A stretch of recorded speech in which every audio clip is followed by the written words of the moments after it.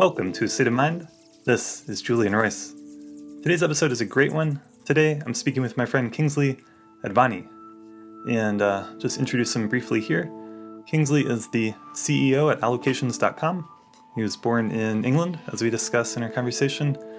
And he started investing in 2013 and was able to turn $34,000 in savings into around $100 million in private investments. He's made over 300 angel investments, including companies like Coinbase, Robinhood, and SpaceX. In 2017, he co-founded an angel investor group which scaled to 1,000 investors. And in 2019, he founded the private markets platform, allocations.com, which we talk a bit about in our conversation, with a vision to create more economic freedom for the world. This platform, allocations.com, scaled to near $1 billion in assets in the last 3 years. And Kingsley has donated to causes including economic freedom, extending human life, and space exploration. And as we talk about in our conversation, he's passionate about awareness, mindfulness, meditation, and sharing that with the world, and using tech platforms to help spread teachings like that. And this conversation gave me a lot of food for thought. I was reflecting on it. Check out the show notes below for a list of topics we cover and for links to learn more about all this. And one thing I was thinking about is we talked quite a good bit about awareness in this conversation, how incredibly valuable and important teachings and practices around awareness are. And in the Buddhist context, the meditation traditions such as Mahamudra and Dzogchen that I have studied and practiced in, when we talk about awareness, we're really talking about recognizing or knowing awareness. And not just knowing awareness, but that in that knowing, if it's the real authentic thing, there is compassion, there is love, there is kindness that flows forth naturally. Just like a traditional example given is the sun and the light that comes out of the sun and the warmth in the sun rays, and you can't separate those elements out. So if you are tuning into awareness, but you're not experiencing the compassion, the love, the kindness flowing out of it, then in some ways there's some obscuration in your awareness happening there. And so I think that's a super important point. I just wanted to emphasize that here in the intro. And the other thing I was thinking about is I think that there's tremendous potential with technology and platforms in our cell phones to share information and to connect. I think it's so crucial that we remember that all these tech platforms and technological developments are here to serve humanity and not the other way around. We're not here to serve them, they're here to serve us. They're here to serve not just humanity, but hopefully the whole planet, making the planet a better place, which is something that me and Kingsley talk about here. Is a tremendous amount of potential.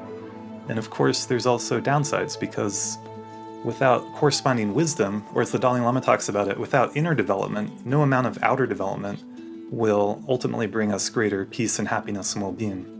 So I hope you enjoyed this conversation as much as I did. As always, a big thanks to all of our supporters. You can support this podcast at patreon.com/astateofmind. Every and any contribution is greatly appreciated. It really helps keep this show going. And you can also order t-shirts, stickers, things like that through our website, astateofmindpodcast.com. You can send us a message there, let us know what you're thinking. It always helps us out to leave a review on Apple Podcasts or Spotify, other podcast listening apps like that. And you can learn more about my work as a mindfulness and meditation teacher, coach, and therapist based here in Colorado at astateofmindcounseling.org. Thanks so much for listening. Without further ado, I bring you the great, the powerful Kingsley Advani.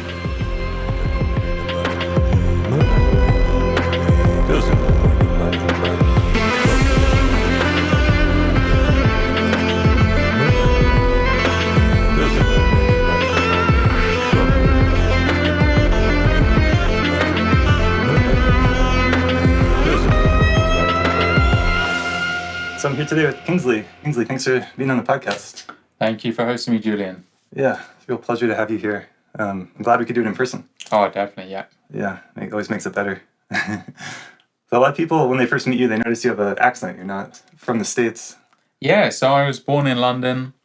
I grew up, I was a competitive sportsman when I was younger. Oh, yeah. I played football semi-professionally. I played squash. Nice. So they don't have many squash courts in the US. I played tennis pretty competitively, and cricket. Oh, really? Yeah. So they're all very British sports, right? Yeah. Yeah. And then I got my first computer in the early 2000s. and I discovered torrenting actually quite early on. Oh, And, interesting. Is that so? That's where you would kind of steal, so to speak. Something? well, torrenting is like peer-to-peer file sharing, and Okay. there were emergency websites like Kazaa Oh, and yeah. LimeWire that enabled people to share files. Okay. Yeah. Cool. So yeah, you've been in tech kind of ever since, right? Yeah, definitely. I mean, in the early 90s, I got my first Game Boy, and I was addicted to it. And I really was fascinated by technology. And in the early 2000s, I kind of saw the future of where the internet was going, and I just wished my internet was faster back then. Yeah. Okay. So, well, what do you remember seeing back then? I mean, I wanted to listen to music early back then. I wanted to listen to Avril Lavigne, and I remember searching for like days to try and find her music. Interesting. And I actually typed in Google listening to Avril Lavigne, but I couldn't find anything.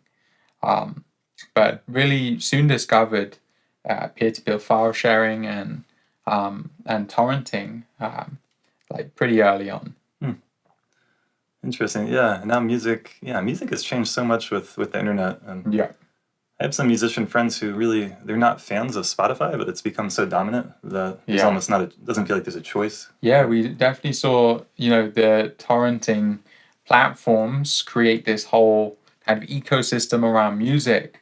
And, back then you wouldn't have imagined these big tech platforms actually delivering a better experience and making each song, cheap. Because before you had to buy like an album. Yeah. And it was inefficient and you couldn't buy one track. And the platforms like Spotify, Apple Music, SoundCloud have really democratized music. Mm-hmm.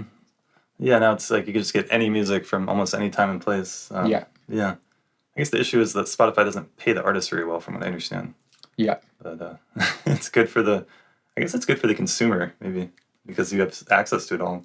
But I think it kind of dilutes the power of, like, people listen to albums less. Like, you used to listen to an album from start to finish more often, and now it's more about the song, or even a part of a song.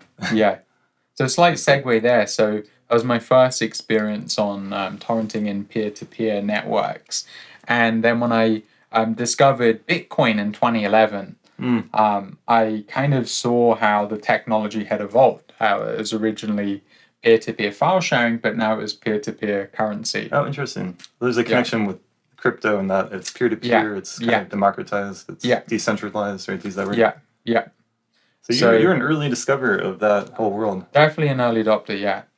But it wasn't until 2013 that I actually started investing into crypto. Oh, okay. And I had to watch the price go up from $4 to $1,000 to start buying in.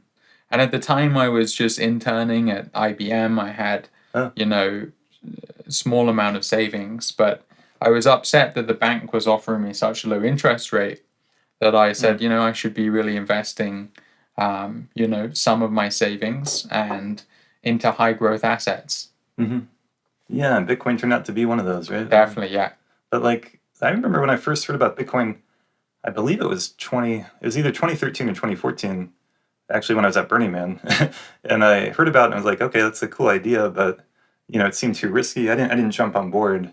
Yeah. And I regret that. And it's just interesting that occasionally in life you hear about something where it's actually worth taking that risk, but it is a risk, right? Yeah. Yeah, definitely. Like, it's great to be an early adopter. And then when you discover stuff, sometimes you think, oh, I'm too late to the party. But, really you're never too late. There's, technology continues to upgrade over decades, but peer-to-peer networks, we're still in the early stages of peer-to-peer networks. Yeah, interesting. I guess, like, while we're on this subject, I've got other things I'm going to ask you about, but where do you see the crypto world at now, and what do you think is going to be happening there? Yeah, well, I mean, I'm a long-term investor. Okay. Crypto is going to continue to evolve over the next coming decades, and it will continue to gain in popularity, and there'll be more and more applications of cryptocurrency and blockchain. Mm-hmm. Okay. Well, what would you say if there's someone listening to this who they hear about crypto, but they never look into it, they don't really understand it, and they think it's a fad, and they think everyone's going to lose all their money? Like, how would you... I would recommend like learning like the theory and learning, reading the Bitcoin white paper, reading the Ethereum white paper, and just looking at the technology and how it can democratize, pretty much every industry, from finance to music, to art, to climate tech. And so we're still in the early stages, but I wouldn't recommend investing short term in crypto, because I wouldn't recommend short term investing in any asset class, really. So you want to decouple the technology from the investor mindset. And when you're investing, you really want to bet on things over the long term. That's good advice. And long term being like 5 years, 10 years? I usually think about 10 years. Okay. Most private investments, you don't expect them to be liquid for about 10 years. So liquid is ability to sell your position. Crypto's a little different because it's, there's a liquid exchange. But still, any new asset class is volatile. So you want to be thinking more about the long term and instead of short term trading. Yeah.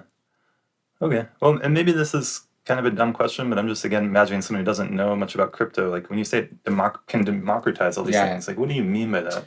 Like, what's a practical example? Yeah, so I'd say,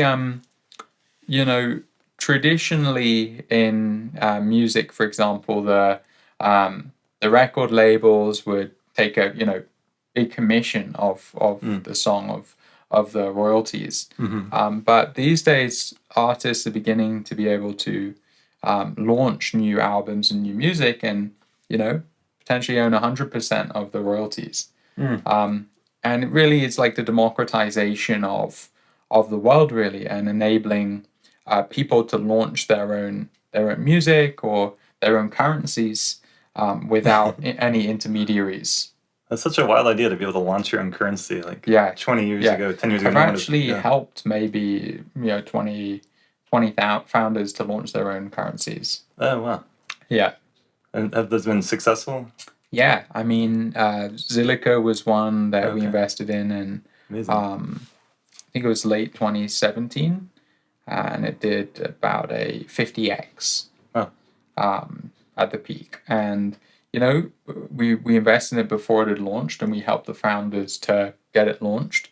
And it went from something like 20 million cap to $1 billion cap. Wow, that's amazing. I put in about 50K into that. We did a few million as a group, as an investor group. But really, that showed me the potential not just to democratize currency, but also to democratize investment. We did, like an SPV for that deal, where, some people were putting 500K, some people were putting $1 million, but the smaller investors like me at the time could come in for a lower amount. Yeah, so everyone could join. Everyone could participate, Yeah, that's on my list of things to ask you about. SPVs, special purpose vehicles, right? Yeah. You want to speak to that? Yeah, so I did invest my first SPV in 2016 into British Online Bank. Okay. That did, I think, like something like 100x. Nice. And I only invested, a few K. And so I really saw the potential for SPVs, or special purpose vehicles, which are group investments, to democratize investing. Since then, our investor group was doing a lot of SPVs and into companies like SpaceX, into cryptocurrencies, into biotech companies, into AI companies at the early stages.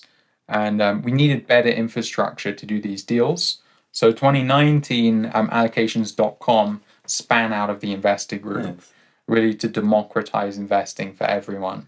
And then since then, it's scaled to approaching $1 billion in assets, and over 1,000 SPVs managed on the platform. Wow, that's so impressive. Yeah. And so allocations.com is your company that you started? Yeah. And then when we talk about SPVs with investing, it's investing in private rather than publicly traded Yeah, companies? so technically you can invest in public companies, and we have done public company SPVs in the past, where SPV invests in public stock. But traditionally it's for private investments, and traditionally it's earlier stage. But you can do SPVs into crypto, into real estate. You can buy a house with an SPV with a group of friends, which is That's actually really cool. I did with a few friends. That's such a cool idea because so many people are priced out of the housing market right now. Exactly. It's not easy to do. Exactly. Yeah. And we continue to see novel applications of SPVs. So, for example, SPVs into musical instruments. So a platform wanting to democratize buying instruments. So they're starting off with a violin. Wow. And also SPVs into animals. So, for example, if you imagine a horse, it can have multiple owners. So like a we're racehorse? seeing racehorses, yeah. Okay. So we're seeing more and more novel applications. Trading cards as well and collectibles. We're doing an SPV at the moment for some I think it's some like basketball trading cards. Oh wow. Yeah. You're doing? But like rare ones. Interesting.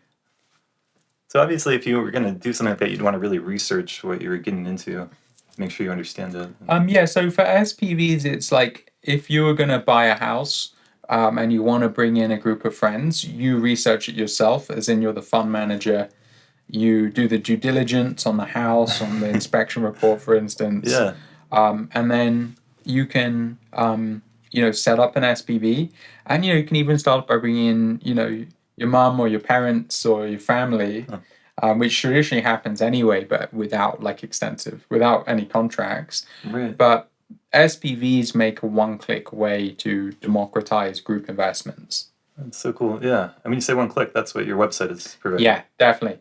Yeah. When we started investing, we needed to close deals in under 24 hours. And companies like SpaceX, they were closed in under 24 hours, these deals. They just... Wow. The allocations went so quickly that we needed one-click setup and one-click invest. And so we've really pioneered in the SPV industry to bring one-click invest. Yeah. And, super fast setup. Such a cool idea. Yeah. And it just makes me think about how, like the housing example, someone who couldn't buy a house on their own with a group of friends, they could get it. They would own it instead of renting it. Yeah, definitely the next decade, as these products become, they're way more affordable than using a lawyer to do this. So we're going to see more and more applications. I have an SPV on the platform for an apartment in Miami, where someone's got a group of friends together to buy an apartment in Miami. Yeah, it's so cool. And then, so I guess you're sharing the rewards and the risks too. Yeah, definitely. I mean, each SPV has like the private placement memorandum, which discloses all the risks, has an operating agreement to show the governance of the fund, and then the subscription agreement. So definitely there are a lot of risks in investing in general. But, I think private markets have generally outperformed the public markets. And so that's new to me. I don't pay attention to that kind of thing. Exactly. Yeah. So I actually think that most people overlook private markets because they don't have access. Right. But really, public stocks, are just as, if not more, risky than private markets. Yeah. So I'm getting the sense that SPVs are something that previously you'd have to be in this kind of financial class. Exactly. You'd have to be a Wall Street suit. So it's typically only the suits that had access to SPVs because you'd need lawyers and accountants and tax lawyers. So when I saw, and actually I was setting up a fund in 2017, and the fund lawyer quoted me $100K for the documents. There was nothing else, just the documents. And it actually, bankrupted my friends that actually went with him and set up their fund. Oh, wow. They were bankrupted. That's pretty serious. Yeah. I mean, they didn't raise money for their fund, and so they ran out of money. So I realized that with technology, you can automate the documents. You can have templates where you just, swap in the fees, the investment strategy, the terms. And really, I saw the opportunity for technology to automate these traditionally high barrier to entry financial vehicles. So now actually our SPVs start from 2.5K for a micro SPV, including the tax, the legal document templates, the regulatory filings, the investor onboarding, the bank accounts. Okay. So the entities, like all inclusive. So 2.5K now for a micro one on your website versus 10 years ago with the lawyer, 100K? Hundreds of K, yeah. Or hundreds. Yeah, I've even seen like one SPV cost like, I think, close to $1 million from like a traditional lawyer, but it's pretty complex. I love the idea of democratizing the world of finance. And I also have long had the suspicion that most of what lawyers do is kind of useless or not really worth the money they charge, because we live in this overly legalistic society in which you can't just, if there's a court case, you can't just show up to court and speak like a normal human and say your side of it. You have to have all these lawyers and all this legalistic language. And it really does create financial hardships for people and financial advantages for people who have money, because they can hire the best lawyers. And it's not about justice at that point, it's about the lawyers, right? Yeah, so one shout out there to Do Not Pay. So my good friend Josh Browder, an advisor, he started Do Not Pay to build a robo-lawyer for everyone, to democratize. Nice. And he's done phenomenally well. He's democratized a ton of legal products, from parking ticket appeals to I love that. Eviction notice appeals. Oh, wow. So really, software is eating legal. That's good. And that's a good thing. So I do see a lot of entrepreneurs democratizing law. Not saying that you shouldn't have a lawyer, but a lot of the routine templated documents can be automated so that if you do need a lawyer, it's more on custom things. But even custom things are starting to get automated too. Yeah. There's this great book called, what is it called? The Meritocracy Trap, I think it's called. Yeah. By a Yale professor, and I can never remember his name, but he talks about how our society has become so legalistic, and to become a lawyer requires so many years of training, and it gives this advantage to people with funds and money to hire the best lawyers. But the net effect is like more and more of society's resources go to lawyers and court stuff, and it's kind of unnecessary. A lot of it's unnecessary. It's not really serving justice. It's not really serving people. It's serving the lawyers. Yeah, I mean, lawyers. I mean, law profession is still a super important industry. Sure. Yeah. But we are a lot of legal work is templates, and so at least the template part should be automated. Yeah. Well, yeah, it's fascinating. I mean, I'm imagining that there's probably so many other things in the financial world that are out of bounds for the ordinary person. Yeah. And that doesn't sit right with me and probably a lot of people when we think about it. The idea of everyone being able to play an equal playing field is what America's supposed to be about. Definitely. Right? And that was my vision as well with investing, that I was fortunate to have discovered SPVs early on. And so I felt it was my duty to really open source this and share the same model with the rest of the world. Love that.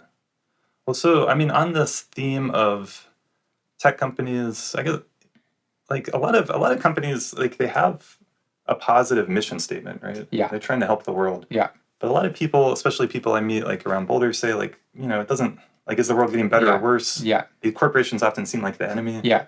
Yeah. So I would say the emergence of big tech, there's different sectors of tech companies. There's, big tech, medium tech, small tech.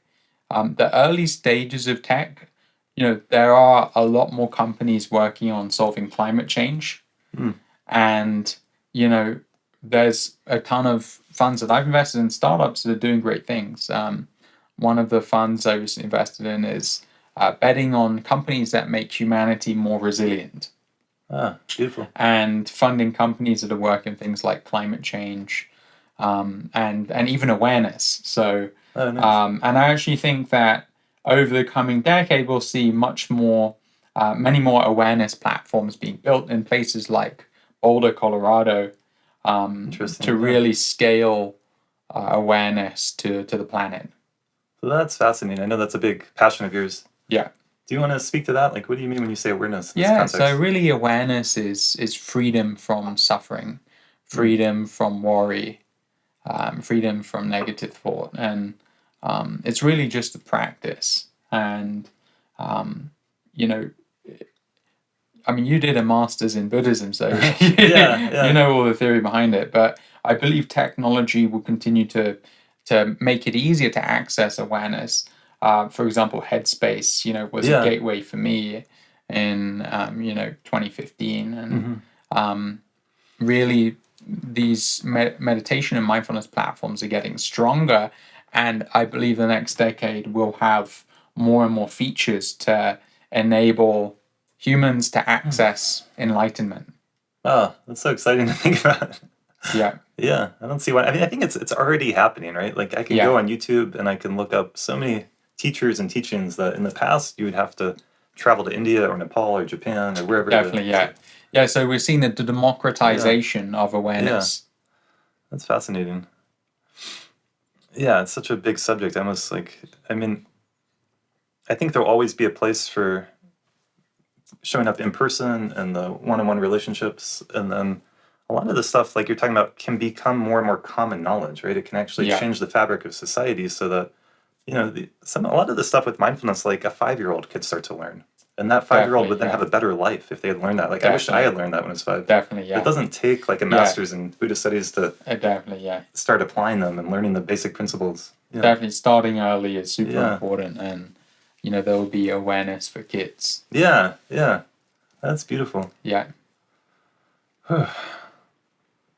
And it's interesting to use, it's just interesting to use the word awareness in that context. Like, it's a little bit new. Like the word mindfulness, the word meditation. Yeah. But awareness speaks to something, I think, more fundamental. It doesn't, it could be a practice. You can practice awareness, but it's also just here and now. Like, we're aware in this moment. And everyone listening is aware. You want to be awake hearing this thing, right? So it's, I think that's the real avenue that these things will enter, is through like people seeing them in their own experience. Just like we have a body with 2 feet, 2 hands, we learn about health and nutrition because we all have to eat. It'll be the same thing with mindfulness and awareness. And hopefully, like, I'm really passionate about sharing mental health with people. And it's 100% in alignment with what you're talking about. Like, everyone can start to be their own doctor, so to speak, find their own mental health, their own well-being. Definitely. One-click therapy. Yeah.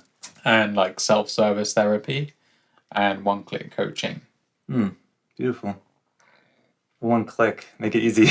Yeah. Okay, well, I got a question I want to ask you.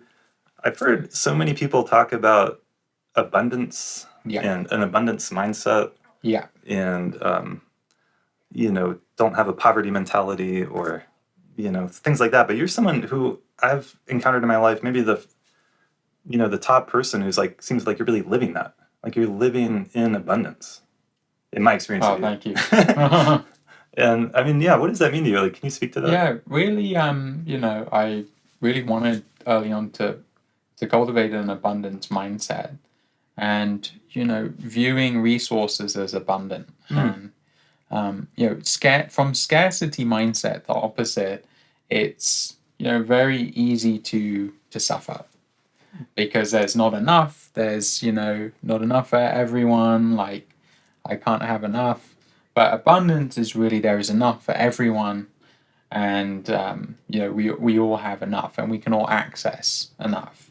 That's beautiful. So one of the areas I applied it in was into like in investing, for example, and that there's an abundance of great companies like changing the world, and an abundance of capital, and just being a better channeler to match that capital with those startups changing the world.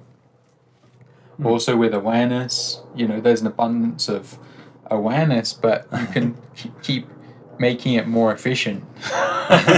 It's for people to connect to awareness, right? But there is an abundance really of everything. I love that. It's so interesting. I think when a lot of people hear about kind of tech companies trying to change the world for the better, and then they look at Facebook and Google and they're like, well, this isn't working out too well. Or, I mean, probably the biggest one is like climate change and the environmental stuff. Yeah. And so there's this basic mindset that we have a limited number of resources, and then there's people competing for that limited resources, and some people come out on top, and the majority of the people are kind of on the bottom. But what I'm hearing from you is, what if that's all bullshit? Like, what if there is enough for everyone? Yeah. You know what I mean? Yeah. Like, Yeah, definitely. From like an awake awareness mindset and simultaneous awareness and true nature, like we have freedom, and we just need to realize it. yeah. There's a lot of the crypto world is an interesting thing to look at too, in terms of sometimes it kind of seems like all this wealth was created almost out of nothing. But it's like wealth is like, You could say money, the same for the US dollar. Yeah, like it's just at this point it's just numbers on a computer, right? Yeah. That's what money is. It's numbers on a computer. Really, it's how many people does it help? And for crypto, for instance, the last few years we've seen active users of cryptocurrency skyrocket. I think something like last year, like 10% of US citizens bought cryptocurrency, something like that. Oh. So really, it's hitting mass adoption, and many people are using it. So I think if many people are using a technology and getting value out of it, then inherently becomes more valuable. Mm-hmm. Yeah. Yeah, I want to recognize for sure there's some things that there's going to be a limited quantity of, but with the growth of technology, it's often possible for that limited quantity to be used exponentially more effectively. Definitely. Thus increasing the effective value of that, right? Definitely, yeah. And then another thing is, we're talking about awareness, meditation, mindfulness. When I talk about like genuine well-being, like real mental health, real wealth, really, it is a kind of mindset, right? It's a kind of way of being. I think if more and more people will start to realize that it's not about the number of dollars in your bank account. Definitely, right? Yeah. You could be a miserable billionaire, or you could be a really happy person traveling the world with a few $1,000s. Who's better off? Definitely. Right. Yeah, so I think really want to think about life currency as a guiding metric, and that's it's a collection of your personal life, your community, and your work. And work is just one part of the equation. Yeah. I hope that the spreading of awareness gives more and more people, like, part of the way I see that happen is more and more pauses throughout your day where you have real rest. Definitely. And like letting go of any effort. Yeah. And that it's not really good or natural to constantly be making effort all the time. And so we could actually create that more, it could become more a part of our society. If you're in a company, that could be part of the company culture. Definitely. Yeah. I mean, for allocations, we hired like a chief mindfulness officer pretty early on. And she's implemented like meditation twice a week for the company. Oh, that's so cool. We have like a big benefits program, and we're going to be trialing out a 4-day work week. That's so cool. We're always trying to integrate. Actually, awareness is one of the core values of the company. Oh, beautiful. So for founders, there's a huge opportunity to bring awareness into the company culture. Yeah, you're getting to help create that culture, which is exciting. Definitely. And I mean, if you look at some of the big tech companies, if they did have awareness as their first value, I think they'd be building much more different products. Oh yeah. Let's say Facebook, if their first value was living in awareness, their products would be more reflective of awareness. Yeah, that'd be a beautiful thing to see. Yeah. But it really starts with the founder and what values they have, and the founding team, and then how that gets scaled into their product. So definitely for big tech and for tech companies, you want to look at the founder and founding team, and see what matters to them. What values really drive them. Yeah, that's a good point. It'd be good if we lived in a world where those values were more clear and explicit, and people had the choice to participate earlier on. Definitely. Something like Facebook's gotten so big, it almost feels like, whether you like it or not, you kind of need to check it or be on there if you want to connect with people. I mean, we're seeing new technologies start to replace old technology. One Boulder is a great example of more kind of holistic social network. Focused on more mindful activities.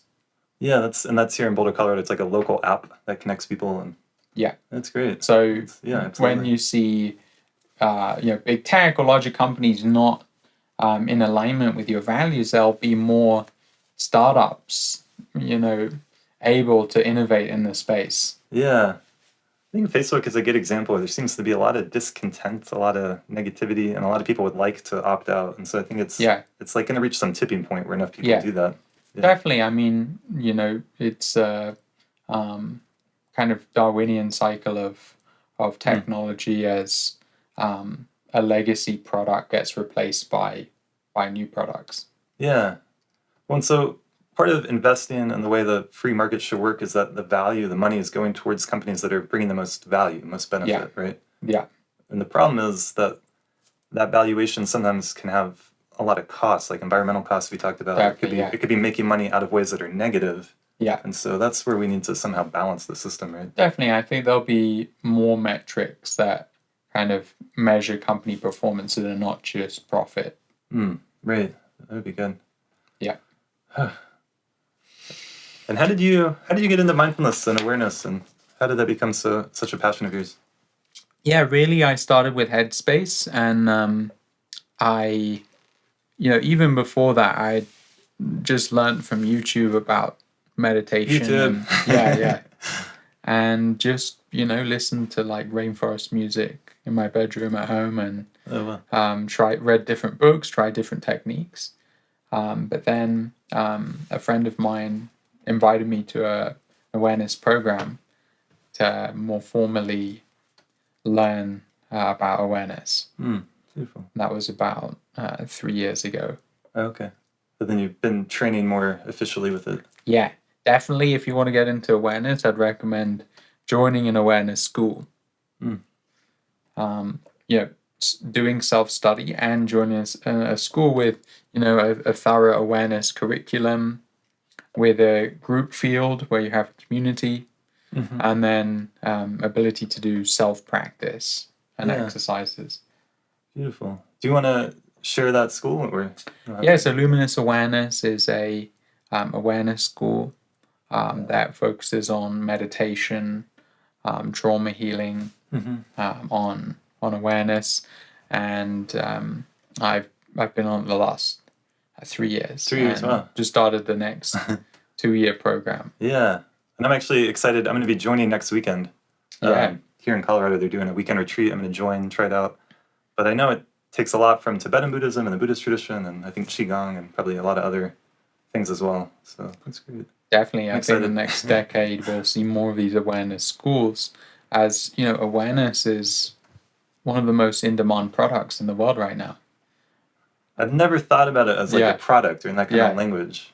Yeah. But it makes sense. I mean, I've spent a lot of time and money studying meditation and trying to connect with awareness on deeper and deeper levels and share that with people. So yeah, definitely awareness is a product, and it's becoming more and more efficient to access.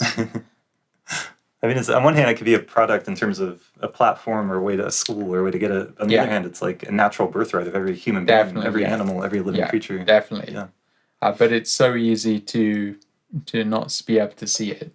And it's like the water we're swimming in, right? And you don't notice the water that the fish is in. Yeah. I believe that awareness, it's not just in humans, and not just in animals. I think it is in plants. I think it extends throughout time and space. So rocks, crystals, mountains, trees, plants, humans, if they're aliens or other beings out there. I think awareness is like a common denominator of existence itself. So existence and awareness co-arise together. There always has to be that, or it wouldn't be part of reality. That's kind of my operating system, that reality and awareness are together.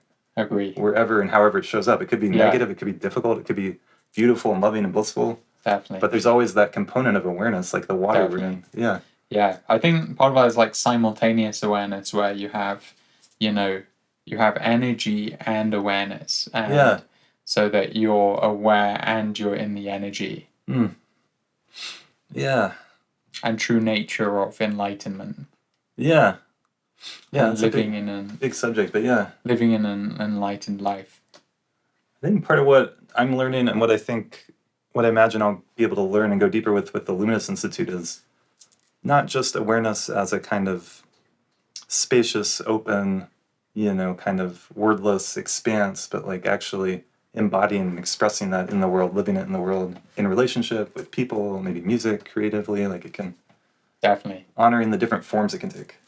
Definitely awareness shows up in every space of our life. And so, it is the fundamental essence that of our operating systems. Our operating systems, the ground that earth is in awareness. I love that. Yeah. Another big word in the Buddhist tradition is emptiness. And so emptiness and awareness go together, and it's that kind of open quality that's part of everything. And yeah, I think that in terms of spreading awareness, the way you're talking about the platforms that can share it, one effect that I hope it can have is more and more people kind of tuning in or being aware of the equality of all things. Because part of what causes suffering is we want something different than what's happening now. We want something bigger or better, we want more of something, we want less of something. And if you can have a sense of or an intuitive glimpse into the equality of all things, then that attempt to get somewhere else, to get more, to hold on to what you have and not lose it, to compete, that can all just dissolve. Like Definitely. What's happening right now is just as empty and aware as what's going to happen in the future or what happened in the past. It takes away that grasping and that's actually what I think is part of the abundance mindset. Like then you can start cultivating a sense of abundance that's not so dependent on external conditions. Yeah, I agree. Yeah. Yeah, it's so exciting. I feel inspired. Yeah. I actually had a hard time falling asleep last night because I was getting so excited about this stuff. But here I am. Well, great. Let me see. What else are we going to talk about? The another thing I had to ask you about was just free speech, which I guess gets brought up a lot in the podcast space. And I mean, in terms of awareness, like we should have free expression that comes out of awareness, right? That's part of like a spontaneous expression. That's not, where you're not trying to control or like fit into a certain box all the time. Yeah. At least that's my understanding. Just be free. Yeah, definitely. I'm a supporter of freedom of speech and just freedom in general. And, one of the areas of freedom that I'm most passionate about is economic freedom as well, because that's a sense of freedom. If you can enjoy economic freedom, and it should be it should be, everyone in the world should have economic freedom. I love that. So many people I know, and I include myself in this, who've gotten really into, say, spirituality or really concerned about the environment or social justice issues, don't feel economic freedom at all. Like that's, and they see those two as not going together. Yeah. And so, I mean, definitely part of abundance as well, that you can view that you already do have economic freedom, and how can you build on it more? Yeah. And if you live in the United States of America, that's fucking true. Right? US is built on freedom. One of the opposite ways of looking at it could be that money is evil. But I think that's more of a scarcity mindset, and I think that capital is used by the economy and to in many cases bet on the future and bet on the most ambitious people in the world. Yeah. So it's a currency. Bet on the future. Yeah. Yeah. It's powerful. Yeah. Yeah, I shared on the podcast a few episodes back, like how I did a Tony Robbins seminar, and he helped me really realize the power of gratitude. Yeah. And if you'd asked me like 10 years ago when I was, in India and Nepal studying Buddhism, I would have been like, Tony Robbins, like, screw that, Yeah. But I actually watched it and listened to what he said, and it was so powerful. And so I think,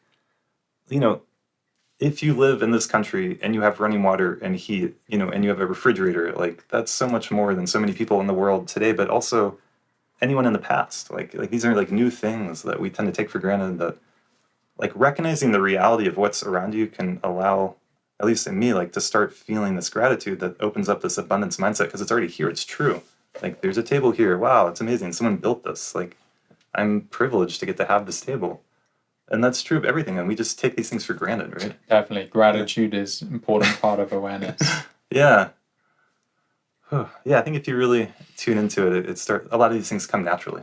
Oh yeah. Gratitude, giving, a sense of clarity, a sense of openness. Yeah. Yeah. Beautiful, man.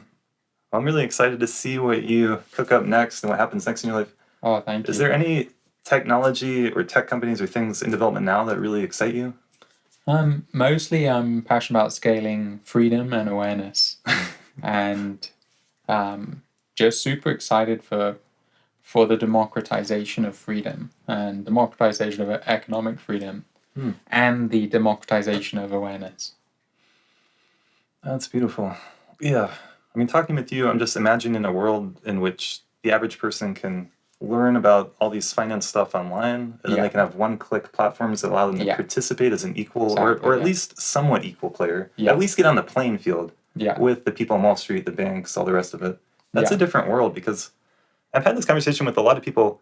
Most people in school never learned anything about finances, how to pay your taxes, and I never learned any of that in school. And so it's like, since I graduated, I've been trying to self-educate. Definitely. But if we really scaled the kind of economic freedom you're talking about, it would include an education component, because the schooling doesn't teach. I never learned about SPVs in school. Definitely, yeah. I never learned about stocks. Yeah. Well, I mean, economic freedom for kids. For kids, and started early and build it into the curriculum.